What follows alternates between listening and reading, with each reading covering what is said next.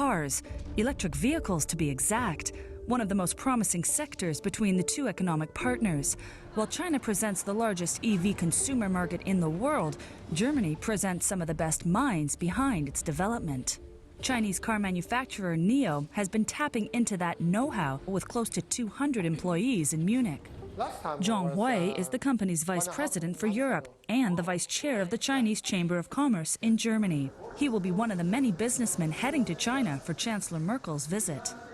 2018, the bilateral trade number is 200 billion euros. So it's actually another new height between the both countries. And China stays as the biggest trade partner for Germany.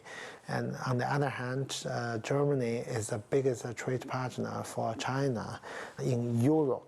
And besides that, both countries actually are very big in favor of free trade and globalization.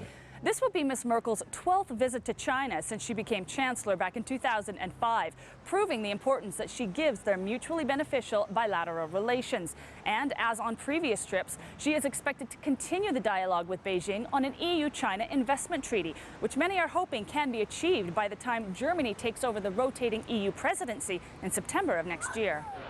With Brexit looming and the threat of Europe's own trade war with the US, Germany has called for a unified stance from all EU nations in regards to their handling of China to further secure economic ties. Yet, foreign investment regulations, protests in Hong Kong, and security issues with Chinese telecoms giant Huawei keep many EU nations cautious about becoming too close with Beijing, says China expert Omar Serrano. So we do see some areas where there's clearly potential for cooperation, or where there is cooperation, like climate change and so on, where clearly both countries see eye to eye, and you know, there's a lot that can be achieved there, or you know, the nuclear deal with Iran, for example. But there are, of course, other areas where there's really concerns and where things are. I mean, we mentioned Hong Kong protests. That's, I think, one issue that Merkel will certainly bring up, and there's a lot of concern here about that. The priority, I think, is on the economic side, though.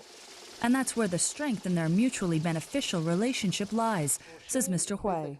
There's more and more Chinese so-called FDI, so foreign direct investment, into Germany, especially in the automotive industry. On the other hand, Germany invested in China even last year over 500 new FDI projects in China. We need each other, and we really live with each other. While in China, Ms. Merkel is expected to meet with the Chinese president and premier, and with a large business delegation, take part in talks with the China-Germany Economic Advisory Committee. Natalie Carney for CGTN in Munich.